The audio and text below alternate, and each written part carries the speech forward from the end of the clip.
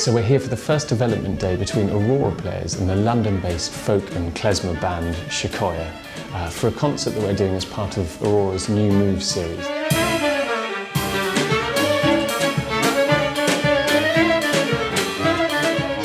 Shikoya plays klezmer music, which is the 19th century Eastern European Jewish wedding music.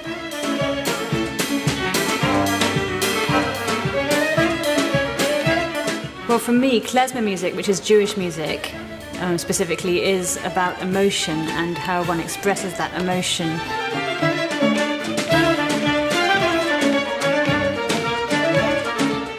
So the starting point for this collaboration was the idea of Mahler's First Symphony, which we're playing in an arrangement by Iain Farrington, and the idea of the little moments of folk and klezmer music in the second and third movements, which could inspire something else in the concert, a collaboration between Shikoya and Aurora.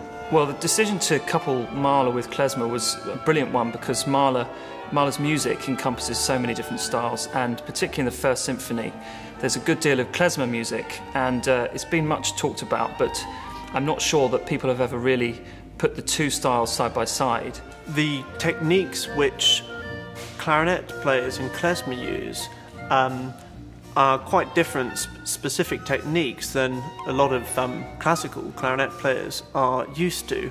The clarinet has always been very closely associated with vocal music, and singing has always been closely associated with the clarinet.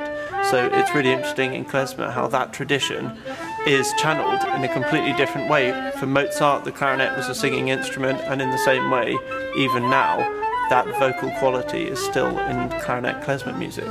And particularly having a chamber arrangement of Mahler probably makes the klezmer so much more apparent and much more stylistic.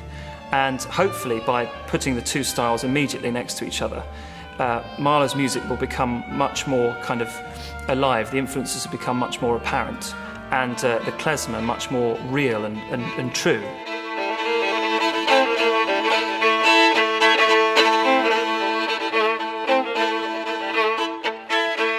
One thing I really like about playing klezmer is that you're more free to be a bit rough with the way you play. For example, the accompaniment.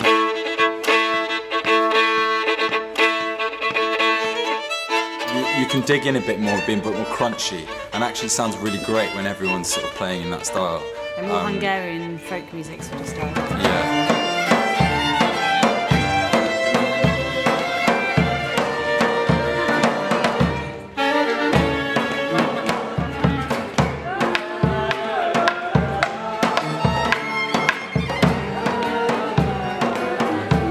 The nice idea for this concert, I suppose, is that it might paint the Mahler in a slightly different light, to be able to see the symphony in a slightly strange context, and also to give the Aurora players and Shikoya players a chance to collaborate together and show some of the virtuosity and vitality of individuals, which is such a sort of part of what Aurora is.